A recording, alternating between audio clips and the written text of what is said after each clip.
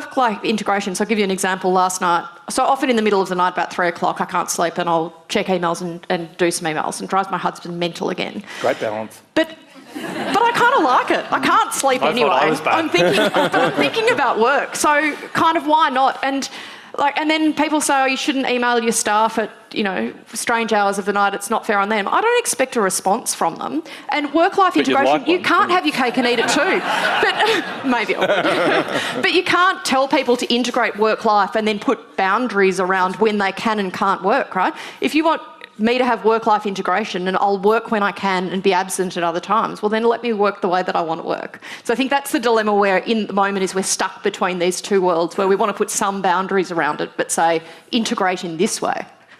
Can we talk about the leadership shadow? So from a balcony view, is work-life integration really just for managers, or do you see everyone really sort of grappling with this, and is this for everyone?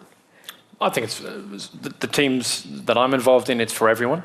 And I think, we've had some good examples on technology. I think it means other things too. There's a flexibility element of if you've got to drop kids off or attend to a family member who's sick or be at home because a tradie is coming or, a whole list of things, then that's work-life integration to me. By the way, I hadn't heard of the term, I have to admit, until this panel.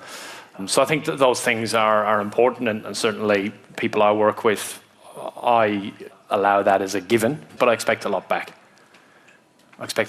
So if I'm giving you the flexibility to do things in your life that you have to do in what traditionally would be deemed normal work hours, that's fine, but there has to be trust, and I expect a lot back.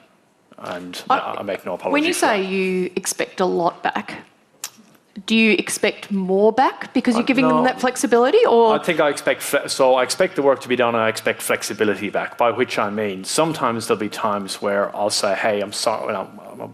Maybe I don't apologise. I'll say, "This has to be done, and it's the Sunday. It just has to be done." Yep. And I expect that, not that if this is every Sunday it's different, but I expect that on those occasions you'll do it, because it's a two-way thing. Yeah. And I think probably, actually, where we've got to in this corporate sphere, it feels often a bit one way. So companies are telling people, employees, you can do this, and you can have this. You know what? That's partly true, but it's not quite true. I think if people are ambitious and people want to do really well and people want to be the best that they can be in a field, you put yourself at a real disadvantage if you are working 2 days a week from home, just as an example. Right? Now that's the truth. And it might not be a convenient truth, but it's the truth. And there are all sorts of reasons for that. We were talking about it outside over coffee. Often what happens is I'll think of something and I'll stand up from my desk, I don't have an office, and I'll just talk to the first person I see. Right? Now that's wrong, but it's not going to change. Because I'll just think, now who can I talk to about this? Who can I bounce that idea off? And I'll pick whoever I see. And unfortunately, if you're not there couple of days a week, and this goes to part-time as well as flexible, right? Over time, that comes at a cost to you. And I'd love to find ways around that, but I don't know what the ways are. And so all these things, look, flexibility, work-life integration, that's all great. And as I said, I hope I'm not giving the wrong impression. If people come to me and they need to do things in their life, 100%, I often say, you don't even need to ask me. Yeah, but over time, I think that there is a cost. There's an unspoken cost, because these things have a downside. I think it's important to talk about them. Do you think it's a cultural aspect of the places where you're a leader that means that people who work from flexibly or work from home more than regularly are less likely to develop in their careers? I'm a really nice manager. I'm saying it in general. Quick show of hands? We have people who work flexibly. There's no problem with that. But you're saying their career is not going to go as far as someone who doesn't? Maybe it will. But on average, it has to come at a cost, is all I'm saying. And why does it have to come at a cost? Because I think you've got, if you're working flexibly and you're competing internally or externally with the 32-year-old me, you're in trouble. What about the future of work where everyone's working flexibly? Well, no, because I will never work flexibly. Maybe you're not the future of work yet. Look, I might be wrong. I'm trying to be honest. I think on average, it's something people have to consider and think people should think about. They should definitely consider it and not work for it. to your point, I think there are a number of companies who have given a lot and now they're saying it actually doesn't work for the company, right? And it's got to work. At the end of the day, it's an exchange, right? It is two ways, and it's got to benefit the company, your team, and then the individual. And that's sort of the language that we use internally is that flexibility is great, but it's not just to meet the needs of the individual. You've got to be meeting the company needs to be the priority in that, your team, and then we hope to also make it work for you individually.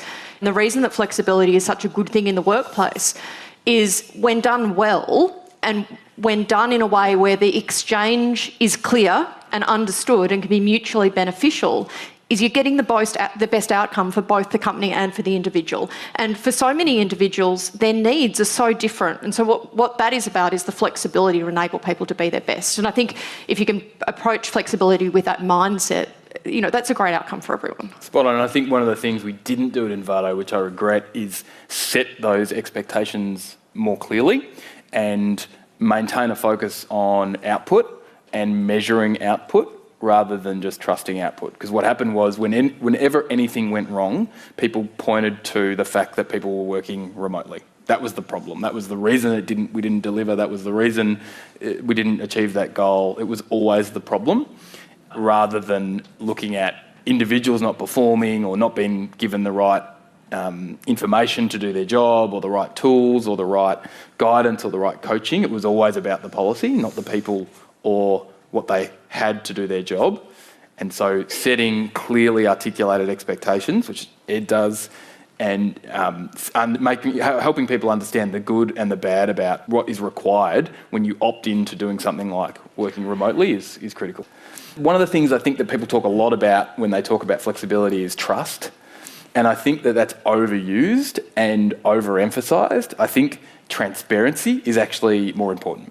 So I think transparency around what you're working on and how you're going and how it's tracking enables two things. It enables collaboration and it stops people thinking you're not working. So those things help the relationship and help the culture of flexibility more than assuming trust, because people betray trust. That's what happens, right? Like, not everyone is going to be working at the effective levels required of them to do their job if they're not in the office. That's just a fact. So rather than constantly thinking about, is that person working hard enough, you can see it. So whatever way you're tracking your work, you can see what they're working on and how it's going, and that enables people to not worry about whether people are working or not, because they can see it. And if you've just joined us here on RN This Working Life, we're coming to you from Pause Fest. I'm Lisa Leong, and with me to deep dive into work-life integration, Egmond Manus, representing Always On CEOs of the world. We have Natalie Fian, spokesperson for senior management, and people person James Law.